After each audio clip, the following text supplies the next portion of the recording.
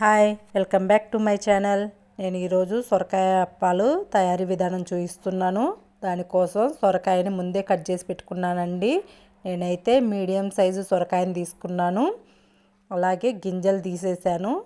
లేత కాయ అయితే మనం గింజలు తీయాల్సిన అవసరం లేదండి. గింజ గట్టిగా ఉండకుండా ఉంటే వేసుకోవచ్చు. గింజ గట్టిగా ఉంది అంటే తీసేయాలి. కట్ చేసి పెట్టుకున్న సొరకాయ ముక్కలన్నిటిని మిక్సీ జార్లోకి తీసుకుంటున్నాను. దాంట్లోనే 10 నుంచి 15 వరకు పచ్చిమిర్చి వేసుకున్నానండి. మన టేస్ట్కు తగ్గట్టు వేసుకోవాలి. కారం ఎంత తింటాం అనే దాన్ని బట్టి. దాంట్లోనే కరివేపాకు వేసాను. జీలకర్ర కూడా వేసుకొని గ్రైండ్ చేసుకోవాలి.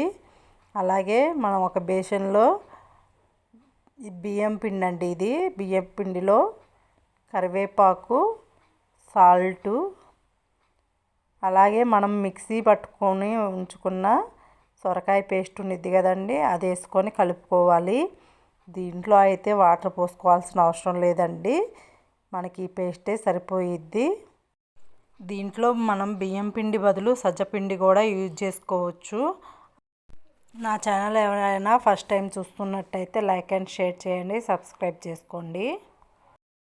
దీంట్లో నానబెట్టిన పచ్చిపప్పును కూడా వేసుకోవచ్చు. మొత్తం పిండి ఇలా కలుపుకోవాలండి. అలా కలిపి పెట్టుకున్న పిండిని ఇలా అప్పాల్లాగా ఒత్తుకోవటమే. దీంట్లో అల్లం కూడా వేసుకోవచ్చండి. సొరకాయ మిక్సీ పట్టేటప్పుడే వేసుకోవాలి. అల్లం కూడా వేసుకోవాలనుకుంటే ముందుగానే బాండీ పెట్టి దాంట్లో నూనె పోసుకొని ఆయిల్ హీట్ అయ్యాక ఇలా మనం రెడీ చేసుకున్న అప్పాలని వేసుకోవాలండి. 2-3 ఒకేసారి వేస్తే మంచిగా పొంగవు. ఒక్కొక్కటే వేయాలండి. అప్పుడే మంచిగా ఉడుకుతాయి, అలాగే మంచిగా పొంగుతాయి కూడా.